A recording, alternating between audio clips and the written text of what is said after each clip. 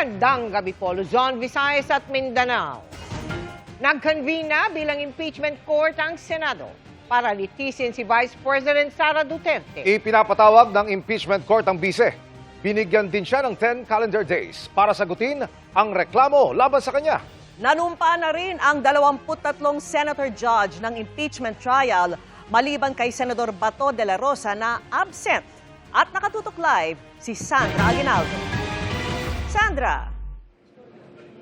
Yes, Bel, Vicky, Emil, naging matiwasay po at mabilis ang pagko-convene ng Senado bilang impeachment court. At agad nga pong iniutos ang pagpapalabas ng summons para ipatawag si Vice President Sara Duterte sa harap ng impeachment court. Sa pagsusuot ng kanilang mga maroon na robe, nagbago ang persona ng mga senador na ngayon ay uupo ng mga senator judges sa impeachment trial ni Vice President Sara Duterte. I, Alan Peter Compañero Shram Cayetano. Nanumpa na rin si Senate President Alan Peter Cayetano bilang presiding officer sa paglilitis. Kasunod nito ang panunumpa ng mga senador bilang mga senator judge. Pertaining to the trial of the impeachment of Vice President Sara Zimmerman Duterte. Matapos manumpa, deemed constituted na ang Senado bilang impeachment court. Earlier today, the articles of impeachment were referred to the Committee on Rules and consequently to the Senate sitting as an impeachment court.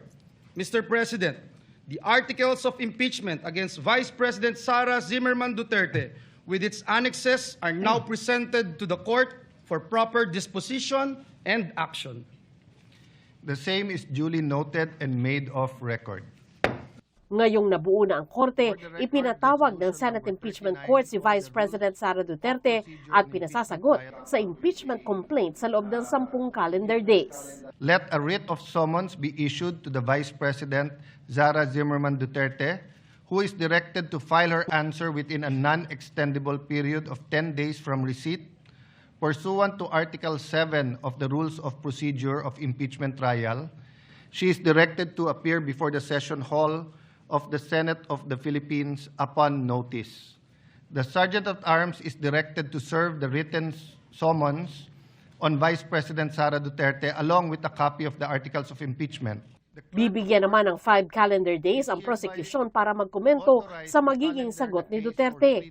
Pag nakasagot na ang lahat, itatakda na ang pre-trial. Pagtitiyak pa ni Cayetano, magpapatuloy ang regular na trabaho ng mga senador, kaya aayusin ang kalendaryo nila para sa impeachment trial.